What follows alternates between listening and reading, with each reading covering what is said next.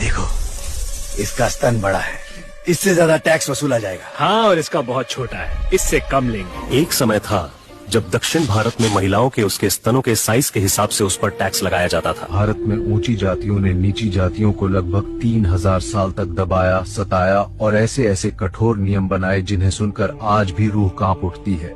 इनमें सबसे भयानक प्रथा 19वीं सदी के दक्षिण भारत यानी केरल में थी, जहां महिलाओं को अपने स्तन खुले रखने पड़ते थे। त्रावणकोर में नीची जाति की महिलाओं को अपना ऊपरी शरीर ढकने का अधिकार नहीं था, यानी उनको अपना ब्रेस्ट बिना किसी कपड़े के खुले रखना पड़ता था। अगर वे ऊपरी कपड़ा पहनना चाहें, तो वहाँ के राजा को महिलाएं टैक्स देती थीं, फिर स्तन ढकने दिया जाता था।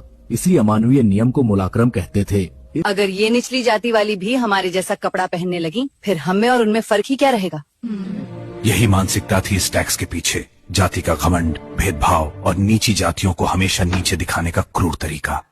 टैक्स एझावा और नादर और अन्य नीची जाति की महिलाओं से लिया जाता था। टैक्स की राशि तय होती थी उनके स्तनों के आकार देखकर। अधिकारी घर घर जाकर इस अमानवीय टैक्स की वसूली करते थे। 18वीं सदी के आखिरी हिस्से से शुरू हुई और 1810 से 1850 के बीच सबसे ज्यादा लागू रही। त्रावणकोर की सरकार इसे कानून मानती थी और महिलाएं इसे मजबूरी में झेलती थी। इस क्रूर नियम का विरोध करने एक बहादुर महिला सामने आई। उसका नाम था नंगेली। आज मैं अपने शरीर पर पूरा कपड़ा पहनूंगी, देखती हूँ कौन मुझे रोकता है। मैं अपने शरीर पर कोई टैक्स नहीं दूंगी, ये मेरा अधिकार है। जब अधिकारी टैक्स लेने आए, नंगेली ने अपने स्तन काटकर केले के पत्ते पर टैक्स वसूलने वाले अधिकारी को दे दिया। कुछ ही समय में उसका खून बहकर शरीर ठंडा पड़ गया और उसकी मृत्यु हो गई। नंगेली की बलिदान ने पूरे त्रावणकोर को हिला दिया। महिलाएं सड़कों पर निकल आईं।